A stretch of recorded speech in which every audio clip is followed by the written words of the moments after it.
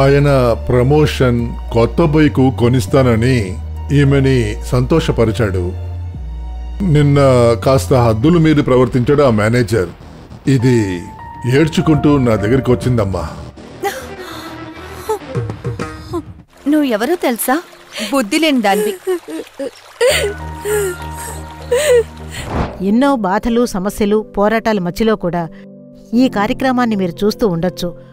ఒకవేళ ఇదే విధంగా నేను తెలివి తక్కువగా నడుచుకున్నానే, బుద్ధి తక్కువగా నడుచుకున్నానే, నా సొంత జ్ఞానానికి నేను చోటు ఇచ్చానే, దేవుని చిత్తాన్ని గమనించలేదే, ఇప్పుడు మీ తప్పును తెలుసుకొని వేదనతో ఈ కార్యక్రమాన్ని చూస్తూ ఉండొచ్చు. ఏ కార్యమైనా సరే, మీ పిల్లల కార్యమైనా సరే, కుటుంబ కార్యమైనా సరే, దేవుని సమూహంలో వేచి ఉండండి.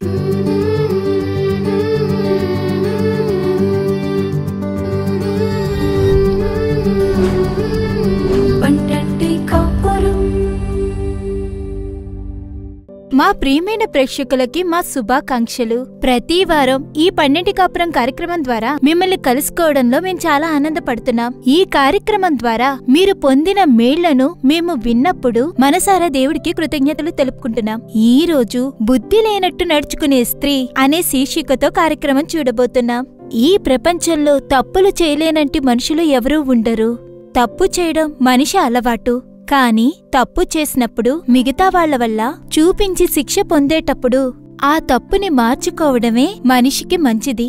కాని ఒకసారి తప్పు చేసి మిగతా వాళ్ల వల్ల శిక్ష పొందేటప్పుడు ఆ తప్పుని మార్చుకోవడమే మనిషి యొక్క లక్షణం. చాలా మంది స్త్రీలు తను చేసేది తప్పని తెలిసినా కూడా మిగతా వాళ్ళు ఇంకా భర్త అది తప్పని చెప్పినా కూడా తప్పుడు కార్యాలని మళ్లీ మళ్లీ చేసి వాళ్ళకి వాళ్ళే సమస్యల్ని కొని తెచ్చుకుంటున్నారు. పిశాచి వలలో పడి వాళ్లు చిక్కుకుని వాళ్ల జీవితాన్నే నాశనం చేసుకుంటున్నారు. చెడ్డవాడు మంచివాడితో కలిసి మంచివాణ్ణి చెడ్డవాడిగా చేసేటట్టుగా జ్ఞానంలో ఆశీర్వాదంలో నిండిన వాడిని బుద్ధిలేనివాడు చెడగొడతాడు. అలా అని పరిశుద్ధ గ్రంథం మనకి చెప్తుంది. జ్ఞానంలో ఆశీర్వాదంలో నిండి ఉన్నవాడు ఈరోజు తప్పుడు పనులు చేసినందువల్ల తలదించుకునే పరిస్థితిలో జీవిస్తున్నాడు. మీరు దేవుని వాక్యానికి లోబడడానికి అప్పగించండి. దేవుడు ఖచ్చితంగా మీకు మళ్లీ మేలు చేస్తారు. అందువల్ల ఏ పరిస్థితుల్లోనైనా సరే సహాయం చేసే యేసు ప్రభుని మనం చూద్దాం. తర్వాత జ్యోతి అక్క నాటకం చూద్దామా?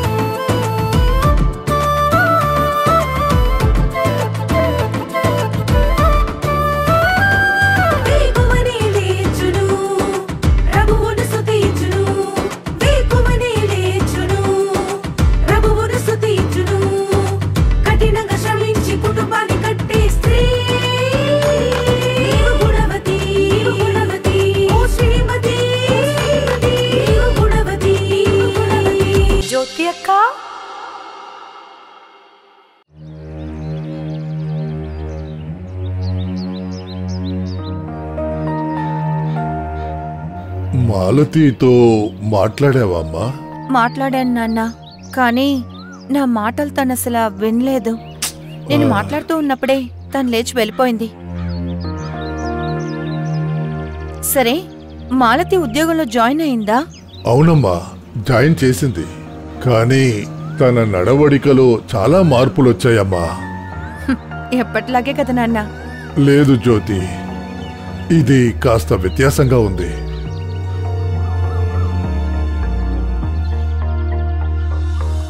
కొత్త ఆఫీసులో వర్క్ ఎలా ఉంది? చాలా బాగుందండి. ఆఫీస్కి వెళ్లే ఫీలింగే లేదు. నీతో పనిచేసేవాళ్ళు ఎలా ఉన్నారు? అందరూ సూపర్ టైప్. అందులో ఎండి ఇంకా మంచివారు.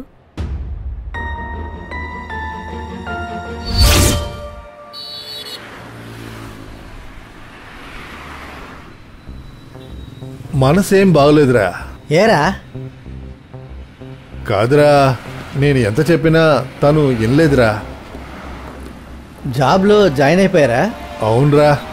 రే, నేను ఆఫీస్ వద్దన్నాను కదా. చెప్పానురా, అది వినట్లేదురా. ఆ కంపెనీ ఎండి అదో రకంరా. లేడీస్ విషయంలో కొంచెం వీక్, అందుకే వద్దని చెప్పాను. సిస్టర్ గురించి సమస్య లేదనుకో, కానీ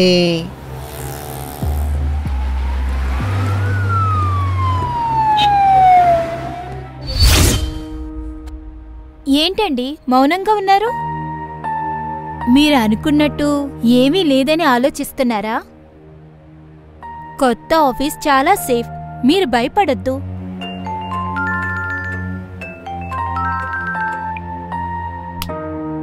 ఈ మధ్యన నీకు మాటకి ఫోన్ వస్తుంది కదా? అవునండి, ఎండీఏ కాల్ చేస్తున్నారు. ఎండియా? నీ నెంబర్ని నువ్వెందుకిచ్చావు? ఏంటండి అలా అడుగుతున్నారు? ఆఫీస్ గురించి మాట్లాడడానికి అడిగారు. ఆఫీస్ మ్యాటర్ అయితే ఆఫీస్లోనే కదా మాట్లాడాలి.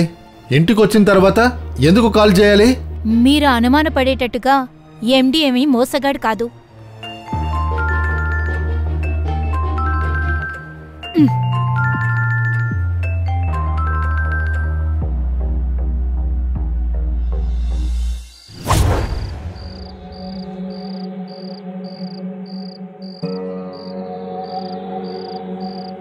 ఏంటండి ఇక్కడికొచ్చి నిల్చున్నారు?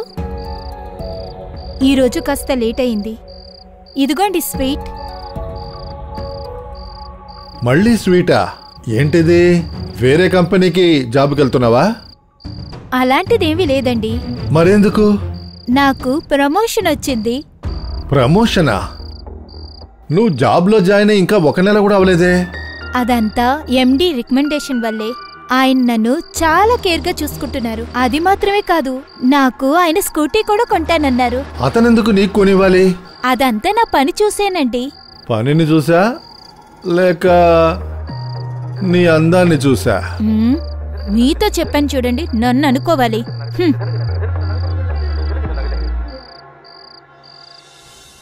ఏంటి నాన్న, రమ్మని చెప్పి ఇలా మౌనంగా ఉన్నారు? ఏం చెప్పమంటావు? ఎలా చెప్పాలో అర్థం కావట్లేదమ్మా. ఏమంటున్నారు నాన్న? మాలతి కొత్త ఆఫీసులో జాయిన్ అయింది కదా? అవును.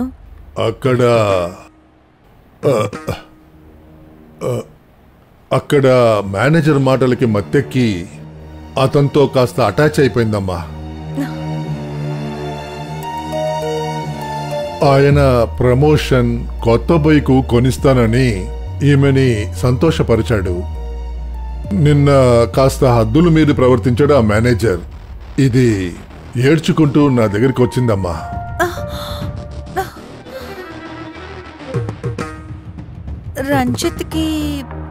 రంజిత్కి ఈ విషయం తెలీదు, కానీ ఇద్దరూ కాస్త దగ్గరగా ఉన్నారన్న విషయాన్ని అతనికి చెప్పారు.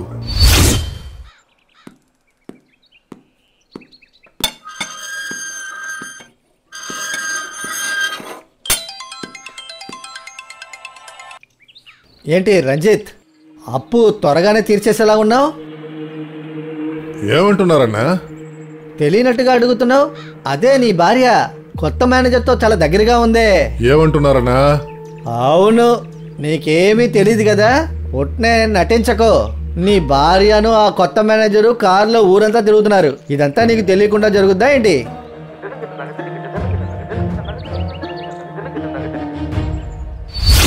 ఆయన కూడా చాలా అప్సెట్ లో ఉన్నారు. నాకేం చేయాలో అర్థం కావట్లేదమ్మా. ఇప్పుడు మాలతి ఎక్కడ నాన్న?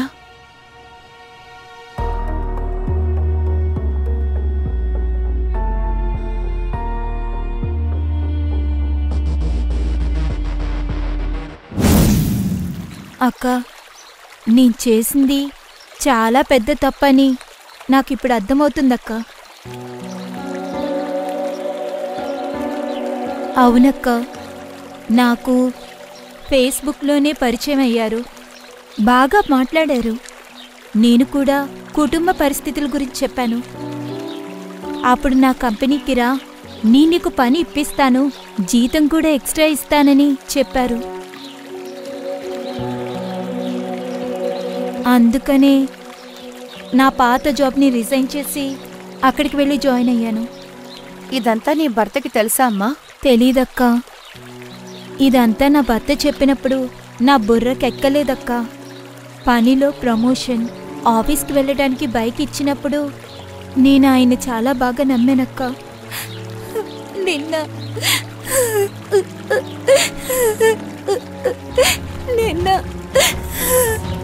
నీకు ఇంతగా చేస్తున్నాను, నా కోసం ఏమీ చేయవా అని చెప్పి నా చెయ్యి పట్టుకొని గెస్ట్ హౌస్కి రమ్మని పిలిచారక్క.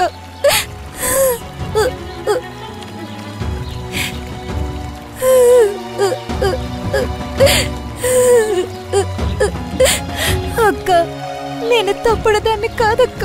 నువ్వు అలాంటి దానివి కాదని నాకు తెలుసమ్మా. నువ్వు ఎవరు తెలుసా? బుద్ధి లేని దానివి. అవునమ్మా, మత లేకుండా ప్రవర్తిస్తున్న అందమైన స్త్రీ పంది ముక్కులో ఉన్న బంగారు ముక్కు పుడకకి సమానమని వాక్యాలు చెప్తున్నాయి. నువ్వు బంగారు ముక్కు పుడకే కావచ్చు, కానీ నీ ఉద్దేశాలు నిన్ను పేడ మీద తీసుకువెళ్ళి కూర్చోబెట్టాయి. నీ మొదటి తప్పు నీ భర్త మాటలకి మర్యాద ఇవ్వకుండా ఉన్నది. నువ్వు చేసిన రెండో తప్పు నీ భర్తతో నువ్వు చెప్పకుండా ఇంకొక మగాడితో ఫేస్బుక్లో ఫ్రెండ్ అయింది. చేసిన మూడో తప్పు నువ్వు డబ్బుకి వస్తువులకి ఆశపడింది. చేసిన నాలుగో తప్పు జరిగినవన్నీ మొత్తం నీ భర్త దగ్గర నువ్వు దాచింది.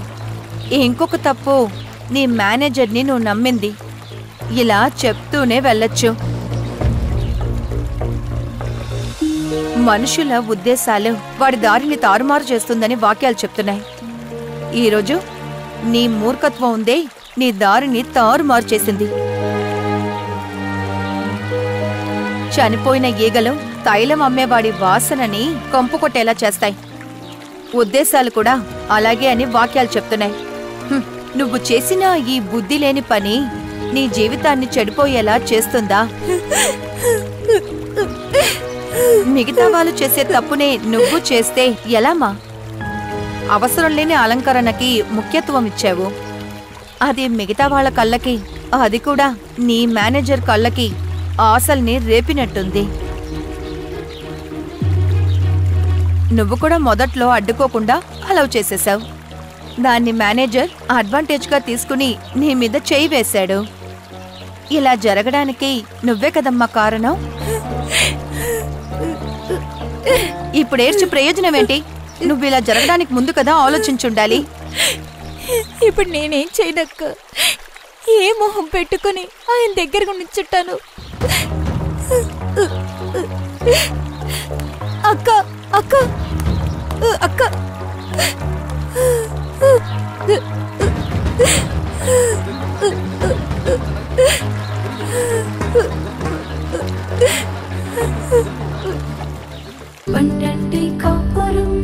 ప్రియమైన వార్లారా, బుద్ధి లేనట్టుగా నడుచుకునే స్త్రీ వల్ల కుటుంబంలో వచ్చే సమస్యల గురించి జ్యోతి అక్క నాటకంలో చూశారు కదా. బుద్ధి లేని నడుచుకునే అందమైన స్త్రీ పంది ముక్కుకి ఉన్న బంగారపు ముక్కు పుడకతో సమానం అని లేఖనం చెప్తుంది. బుద్ధివంతులుగా నడుచుకోవడానికి మనల్ని మనం అప్పగించుకోవాలి. ఇకపై అన్ని కార్యాలని మీరు జ్ఞానంతో నడుచుకోండి. దేవుడు ఖచ్చితంగా మీ కుటుంబంలో సమాధానం తీసుకొస్తారు. తర్వాత సోదరి చల్లారాణి అప్పాదురై గారి దేవుని వాక్యం విందామా?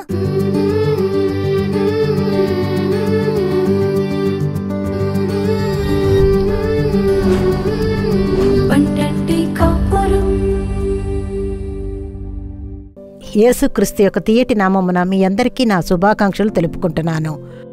ఈ రోజున మీ అందరితో కలిసి దేవుని యొక్క వాక్యాన్ని ధ్యానించడానికి, యెహోవా సమూహంలో మనమందరం కలిసి ఏక మనసుతో ప్రార్థించడానికి ఒక రోజుని ఒక సమయాన్ని యెహోవా ఇచ్చినందువల్ల ఆయనకి స్తుతిస్తున్నాను. స్తోత్రం కలుగునుగాక. పండంటి కాపురం కార్యక్రమం ద్వారా ఎన్నో కుటుంబాలు ఆశీర్వదింపబడుటని తెలుసుకొని మీ ద్వారా సాక్ష్యాలను విని యెహోవాను నేను స్తోత్రిస్తున్నాను. ఈ రోజున చూడండి, పరిచర్య మార్గంలో కొందరు తమ బాధల కొరకు, సమస్యల కొరకు, పోరాటాల కొరకు లేదా అప్పుల సమస్యలతో సలహాలు అడిగి ప్రార్థించమని వస్తూ ఉంటారు. వచ్చే సహోదరిమణులు చెబుతారు, ఈ సమస్యకి, ఈ ఇబ్బందికి, ఈ పోరాటానికి నేనే కారణం. ఎందుకంటే తెలివి తక్కువగా నడుచుకున్నాను, బుద్ధి తక్కువ పనులన్నీ చేశాను. ఇప్పుడే నేను అవి అర్థం చేసుకుంటున్నాను. ఏం చెయ్యాలో అర్థం కావట్లేదు. ఇదే నేను తెలివి తక్కువతనంగా నడుచుకున్న నిమిత్తము, బుద్ధి తక్కువతనంగా నడుచుకున్నందువల్ల వచ్చిన సమస్యలే. దీని నుండి యెహోవా నాకు విడుదల ఇవ్వాలి.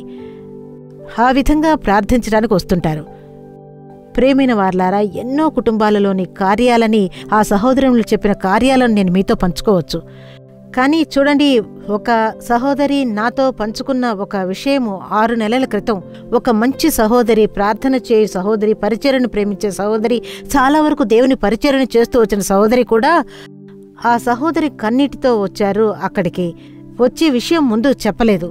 నేను బుద్ధి తక్కువగా నడుచుకున్నాను, నేను రక్షింపబడ్డదాన్ని, అభిషేకం పొందిన దాన్నే, కానీ తెలివి తక్కువగా నడుచుకున్నాను అని చాలాసేపు ఏడ్చి, ఆ తర్వాత ఆమెను ఓదార్చి ఆమెను ధైర్యపరిచిన తర్వాతే ఆవిడ విషయాలని చెప్పడం ప్రారంభించారు.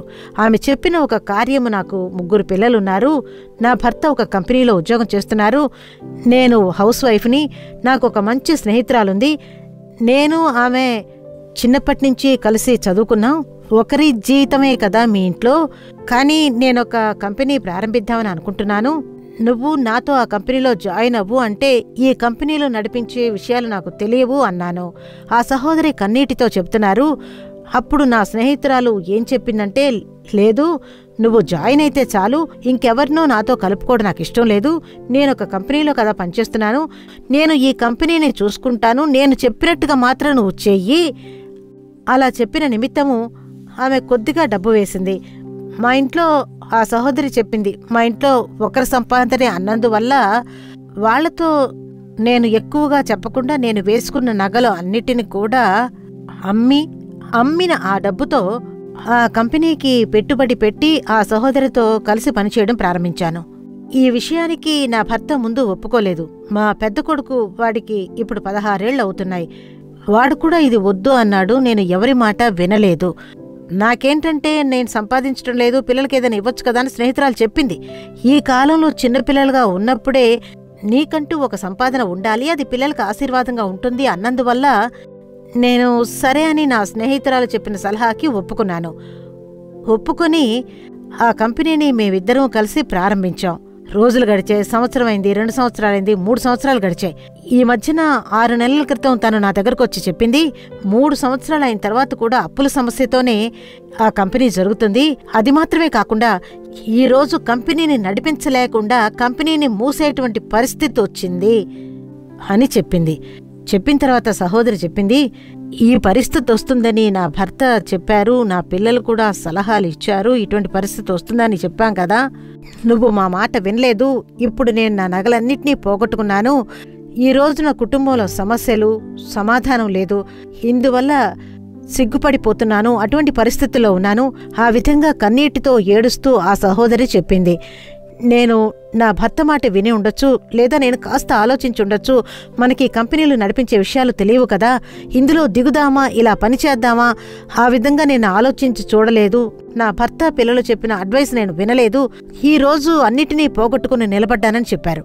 ఇప్పుడు ఆ సహోదరి చెబుతున్నారు, నేను తెలివి తక్కువతనంగా నడుచుకున్న నిమిత్తము, బుద్ధి తక్కువతనంగా నడుచుకున్న నిమిత్తము ఈరోజు అప్పుల సమస్య ఒకవైపు, ఇంకోవైపు నిందలు, సిగ్గుపడిపోతున్న పరిస్థితి, అది మాత్రం కాదు, నా కుటుంబంలో సమాధానం లేదు, నా భర్తకి నా పిల్లలకి నాకు మధ్య వాగ్వాదాలు, ఏం చెయ్యాలో తెలియని ఒక క్లిష్ట పరిస్థితిలో ఉన్నాను అని చెప్పారు. ప్రియమైన వార్లారా, ఒకవేళ ఈ రోజు సమస్యలతో, ఇబ్బందులతో, బాధల నిమిత్తము అయ్యో మనమేగా తప్పు చేశాం, ఇది ఆ రోజే ఆలోచించుండొచ్చుగా, తెలివి తక్కువతనంగా నడుచుకున్నామే, బుద్ధి తక్కువతనంగా నడుచుకున్నామే, ఏం చెయ్యాలి, ఆ విధమైన కలతతో ఉండొచ్చు. ప్రేమైన వార్లారా, దేవుని వాక్యం చెబుతుంది, ఎఫెసీయులకు 5:17 చెప్తుంది, మీరు అవివేకులు కాక ప్రభువు యొక్క చిత్తం ఏమిటో గ్రహించుకొనుడి.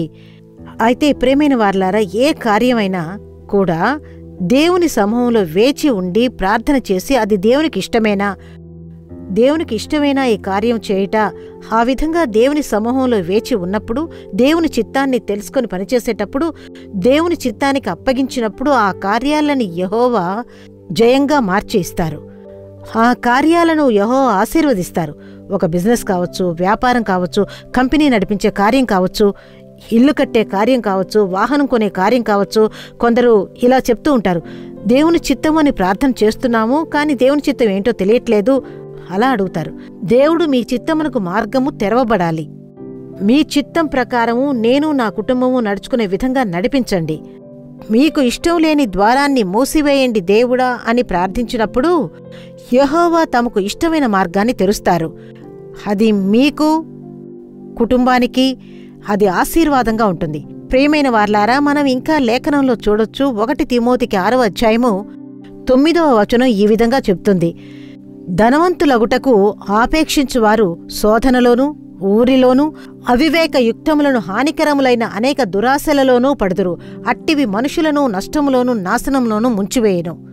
దేవుని వాక్యం చెప్తుంది, బుద్ధి తక్కువతనంగా ఉంటున్నారు. ఎందుకంటే ధనవంతులుగా అవ్వాలి అనుకునేవారు కొందరు దేవుని యొక్క చిత్తము అర్థం చేసుకోకుండా, దేవుని సలహాలు వినకుండా తాను ఎలాగైనా ధనవంతులు అవ్వాలి, ఐశ్వర్యవంతుడిగా మారాలి. ఆ విధంగా కొందరు చూడండి, తమ యొక్క సొంత బుద్ధితో, సొంత ఆలోచనలు, సొంత ఇష్టాల ప్రకారం పనిచేస్తారు. అదే దేవుని వాక్యం చెప్తుంది, బుద్ధి తక్కువతనం అని. ఈరోజు కూడా దేవుడు మీతోనే మాట్లాడుతూ ఉన్నారు. ఏ కార్యమైనా సరే, మీ పిల్లల కార్యం కావచ్చు, కుటుంబాల కార్యం కావచ్చు, దేవుని సమూహంలో వేచి ఉండండి. మన సొంత చిత్తము, మన సొంత జ్ఞానము వాటికి తావు ఇవ్వద్దు. సలహాలను వినండి. మనం ఆదికాండము 19వ అధ్యాయంలో చూడొచ్చు, లోతుకి దేవుని వాక్యం దిగొస్తుంది. నేను సోదము గవని పట్టణాలను నాశనం చేస్తున్నాను, నువ్వు ఇక్కడ నుంచి ఖచ్చితంగా బయలుదేరి వెళ్ళిపో అలా అన్నారు. మళ్ళీ చూడండి, లోతు కొద్ది రోజులు గడిచిన తర్వాత కూడా మళ్ళీ యెహోవా వాక్యం వస్తుంది, నీ ప్రాణము కాపాడే విధంగా నువ్వు వెనుకంజ వేసే నీ ప్రాణము కాపాడుకో, నువ్వు వెనుకంజ వేసి కొండ మీదికి పారిపో. కాని చూడండి, దేవుడు చెప్తున్నారు, నువ్వు, నీ భార్య, నీ కుమారులు, దేవుని సలహా అక్కడ చెప్తుంది. చూడండి, అక్కడికి లోతు బయలుదేరి వస్తున్నాడు. అక్కడ మీరు కనుక చదివారంటే తెలుసుకోవచ్చు, లోతు ఆయన భార్య తిరిగి చూసినందువల్ల ఉప్పు స్తంభంగా మారిందని చూశాం. దేవుని సలహా వచ్చింది, వాక్యం వచ్చింది. అయినా సరే అలా వచ్చిన దేవుని వాక్యాన్ని వినకుండా, దేవుని చిత్తానికి చెవి వగ్గకుండా లోతు భార్య తిరిగి చూసిన నిమిత్తము ఉప్పు స్తంభంగా మారింది అని దేవుని వాక్యాన్ని చూస్తున్నాం. ప్రియమైన వార్లారా, ఈరోజు ఎన్నో సమస్యలు, ఇబ్బందులు, పోరాటాల మధ్య ఈ కార్యక్రమాన్ని మీరు చూస్తూ ఉండొచ్చు. ఒకవేళ ఇదే విధంగా నేను బుద్ధి తక్కువతనంగా నడుచుకున్నానే, తెలివి తక్కువతనంగా నడుచుకున్నానే, నా సొంత తెలివికి తావి ఇచ్చానే, దేవుని చిత్తాన్ని నేను వినలేదే, ఇప్పుడు మీ తప్పును తెలుసుకొని వేదనతో ఈ కార్యక్రమాన్ని మీరు చూస్తూ ఉండొచ్చు. దేవుని సమూహంలో అర్పించుకోండి. దేవుడా, మీ చిత్తము తెలియకుండా నేను పనిచేశాను, నా సొంత చిత్తానికి చోటిచ్చాను, మనుషుల సలహాలకి నేను చోటిచ్చాను, మీ సలహాలకి నేను చోటివ్వలేదు. నేను చేసిన తప్పును క్షమించండి దేవుడా. దేవుడా, ఒక మంచి ఆశీర్వాదమైన మార్గాన్ని చూపించండి. మేము సిగ్గుపడకుండా రెండింతల బలాన్ని మాకు ఇవ్వండి దేవుడా. మేము తలెత్తుకుని బతకలేకపోతున్నాం, సహాయం చేయండి అని అర్పించి ప్రార్థించేటప్పుడు దేవుడు తెలివి తక్కువతనంగా, బుద్ధి లేకుండా నడుచుకున్న కార్యములని యెహోవాకు అప్పగించి ఇక ఒక తీర్మానము, దేవుడా మీ సలహాల ప్రకారం నడుచుకుంటాను, దేవుడా మీ సలహాలకు వేచి ఉండి నేను నా కుటుంబము పనిచేస్తానని అర్పించుకునేటప్పుడు యెహోవా తమ చిత్తం ప్రకారం మిమ్మల్ని మీ కుటుంబాన్ని నడిపిస్తారు. యెహోవా తమ చిత్తం ప్రకారం మిమ్మల్ని మీ కుటుంబాన్ని ఆశీర్వదిస్తారు, ఆశీర్వాదంగా ఉంచుతారు. ఆశీర్వాదాన్ని పొందే విధంగా అలాగే ఉన్న ప్రదేశంలోనే మనం ప్రార్థన చేద్దామా? స్తోత్రం చెప్తున్నాం రాజా, కృతజ్ఞతతో మిమ్మల్ని స్తుతిస్తున్నాము. మీకు స్తోత్రం, స్తోత్రం, స్తోత్రమయ్యా. ఆత్మ అయిన వారు ఈరోజు కార్యక్రమానికి కృతజ్ఞత అయ్యా. తెలివి తక్కువతనంగా, బుద్ధి తక్కువతనంగా నడుచుకున్న నిమిత్తము బాధపడుతున్న పరిస్థితుల్లో, ఇబ్బంది పడుతున్న పరిస్థితుల్లో, బాధలు ఉపద్రవాల మధ్యలో దేవుడా ఈ కార్యక్రమాన్ని చూస్తూ ఉన్న ప్రతి ఒక్కరిని మీ చేతికి అప్పగిస్తున్నాను, ప్రార్థన చేస్తున్నాను. ఈ సమయంలో ఎవరెవరు దేవుడా మీ యొక్క వాక్యాన్ని విని తమ తప్పు తెలుసుకొని అర్పించుకొని ప్రార్థన చేస్తున్నారో, దేవుడా ఇక మీ చిత్తం ప్రకారం నడుచుకుంటాను, దేవుడా మీ సలహాని విని కుటుంబం అంతా పనిచేస్తాము అని అర్పించి ప్రార్థించేటువంటి ప్రతి ఒక్కరి అర్పణను యెహోవా విని దేవుడా వారికి కనికరము చూపమని ప్రార్థన చేస్తున్నాము. మీరు కనికరము గల దేవుడు కదా, మీరు క్షమించే దేవుడు కదా, మీరు కనికరము గల దేవుడు కదా. ఈ రోజున అర్పించి ప్రార్థన చేసే ప్రతి ఒక్కరికి యెహోవా మీ కన్నుల్లో కనికరము దొరకాలని ప్రార్థన చేస్తున్నాను. కనికరము చూపండి దేవుడా. ఇక మీ సలహాలను వినకుండా పక్కకు వెళ్ళని విధంగా, తమ సొంత సలహాలను వినని విధంగా దేవుడా, మనుషుల సలహాలను వినని విధంగా దేవుడా, మీ సలహాలకు మీ చిత్తం ప్రకారం నడుచుకునే విధంగా యెహోవా ఆత్మీయ అయిన వారు మీరే వారిని నడిపించాలి అని నేను ప్రార్థన చేస్తున్నాను. థ్యాంక్ యూ లార్డ్, మీకు కృతజ్ఞత. ఈ రోజున అర్పించుకున్న ప్రతి ఒక్కరిని దేవుడా, వారి కుటుంబాలను బాధ్యత తీసుకుంటున్నందుకు కృతజ్ఞత. మీరు కనికరమగల దేవుడుగా, మీరు దయగల దేవుడుగా దేవుడా, చేసిన తప్పులన్నిటినీ క్షమించి దేవుడా సరైన మార్గంలో వీరిని నడిపించి, వీరు పోగొట్టుకున్నటువంటి మేళ్లని దేవుడా, పోగొట్టుకున్న ఆశీర్వాదాలను యెహోవా తిరిగి ఇచ్చి గౌరవించేటువంటి దేవుడుగా ఉన్నందువల్ల మేము కృతజ్ఞత చెప్తున్నామయ్యా. ఈ రోజున నా ఆత్మ అయిన వారు మీ చేతికి, మీ చిత్తం ప్రకారమే మేము పనిచేస్తాము, మీ సలహా ప్రకారమే మేము నడుచుకుంటామని ఎవరెవరు తీర్మానించుకుంటున్నారో, ఎవరెవరు అర్పించుకుంటున్నారో, ఆ అర్పణలోనే వారిని నిలిచి ఉండే విధంగా యెహోవా దయ చూపండి. ఆ తీర్మానాన్ని వదిలి పక్కకు తప్పుకోకుండా దేవుడా, ప్రతి ఒక్కరిని మీరే రక్షించాలని ప్రార్థన చేస్తున్నాను. మీ శక్తిగల హస్తాన్ని వారికి అప్పగిస్తున్నాను దేవుడా. ఈ రోజున అర్పించి ప్రార్థన చేసి దేవుడా, మీ కన్నుల్లో దయ కలుగు విధంగా అర్పించుకున్న ప్రతి కుటుంబాన్ని యెహోవా మీ ఆశీర్వాదం దిగి రావాలని ప్రార్థన చేస్తున్నాను. ఆశీర్వాదపు అడ్డు తొలగిపోవాలి యేసు నామమున, ఇబ్బందులన్నీ తొలగిపోవాలి యేసు నామమున. దేవుడా, కుటుంబంలో సమాధానం లేకుండా కనిపించే ప్రతి పరిస్థితి మారిపోవాలి. సమాధానకర్త యొక్క శక్తి కుటుంబాలలోకి రావాలి. ఆత్మీయ అయిన వారు ప్రార్థనల్ని వింటున్నందుకు కృతజ్ఞత, ఆత్మీయ అయిన వారు మహిమపరుస్తున్నందుకు కృతజ్ఞత, కొత్త మార్గాలను తెరిచిస్తున్నందుకు కృతజ్ఞత, కొత్త కార్యాలను యెహోవా చేయబోతున్నందుకు కృతజ్ఞత, కుటుంబంలో కొత్త మార్పుని యెహోవా ఆజ్ఞాపిస్తున్నందువల్ల మేము హృదయపూర్వకంగా మిమ్మల్ని స్తుతిస్తున్నాము, స్తోత్రం చెప్తున్నాము. దేవుడా, ప్రతి కుటుంబాన్ని మీకు అప్పగించే ప్రార్థన చేస్తున్నాము. మీ నామం మహిమపడుతూనే ఉండునుగాక. యేసు ద్వారా ప్రార్థనను వినే మంచి తండ్రి, ఆమేన్. ప్రియమైన వార్లారా, యెహోవా సమూహంలో అర్పించిన ప్రార్థనను యెహోవా విన్నారు. ఆ అర్పణలోనే ఉండండి. ఏ కార్యమైనా సరే దేవుని చిత్తం మాత్రమే మీ జీవితంలో పనిచేయు విధంగా మీరు వేచి ఉండండి, పనిచేయండి. అదేవిధంగా యెహోవా సలహాలను వినండి. ఆ సలహా విని మీరు నడుచుకునేటప్పుడు యెహోవా నేను నిన్ను ఆశీర్వదిస్తాను, నువ్వు ఆశీర్వాదంగా ఉంటావన్న వాక్యం ప్రకారం యెహోవా ఆశీర్వదిస్తారు, ఆశీర్వాదంగానే ఉంచుతారు. ఆమేన్. ప్రియమైన వాళ్ళారా, ఈ రోజు కార్యక్రమం మీకు ఆశీర్వాదంగా ఉందని మేము నమ్ముతున్నాము. మీరు పొందిన మేళ్లను, ఆశీర్వాదాలను మాకు తెలియజేయడం మర్చిపోకండి. మళ్ళీ వచ్చే వారం ఇదే కార్యక్రమంలో మళ్ళీ కలుద్దాం. అంతవరకు దేవుడి కృప మీపై ఉండుగాక. మరిన్ని వివరములు, ప్రార్థన అవసరతల కోసం సంప్రదించండి. యేసు విడిపించుచున్నాడు పరిచర్యలు, నాలుమావడి, తూతుక్కుడి జిల్లా 628211. మా ఫోన్ నంబర్లు 9487734603, 8106072222, info@jesusredeems.org. దేవుడు మిమ్మును దీవించునుగాక.